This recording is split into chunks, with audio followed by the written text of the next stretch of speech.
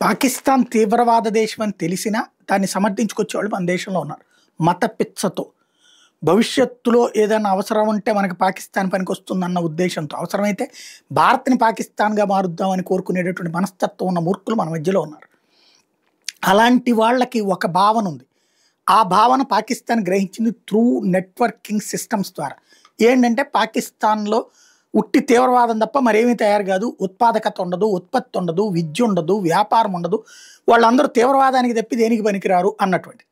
దాన్ని కవర్ చేయడానికి గాను ఇప్పుడు సోషల్ మీడియా ద్వారా, ఇప్పుడు మొన్న గనక యుద్ధంలో ఓడిపోయి గెలిచినట్టు, క్రికెట్‌లో ఓడిపోయి గెలిచినట్టు ఎట్లయితే సోషల్ మీడియా ప్రచారాల ద్వారా మానసిక సంతృప్తి పరిచేలా ప్రయత్నం చేసుకొచ్చిందో, సేమ్ తరహా ఎత్తుగడ ఇప్పుడు సోషల్ మీడియాలో అకస్మాత్తుగా వస్తున్నాయి. నాకే అర్థం కాలేదు. ఎవరైతే హిందుత్వవాదులు, జాతీయవాదులు ఉంటారో వాళ్ళకి ప్రత్యేకించి ఈ పోస్టులు వస్తున్నాయి.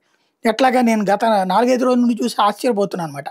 పాకిస్తాన్ జర్మనీతో టైఅప్ అయి 114 మిలియన్ యూరోలు డీల్ అట డెవలప్మెంట్ ప్రాజెక్ట్స్ మీద.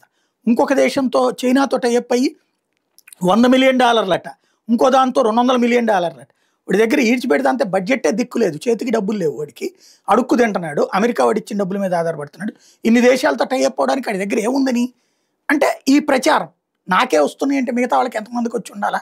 దట్ మీన్స్ ఈ ప్రచారపు దీన్నే మేబీ ఇక్కడ ఉన్నటువంటి పాకిస్తాన్ ప్రేమికులకు కూడా తీసుకొచ్చి పాజిటివ్ డెవలప్మెంట్ వైపు తీసుకెళ్లే ప్రయత్నం చేస్తున్నట్టున్నారు.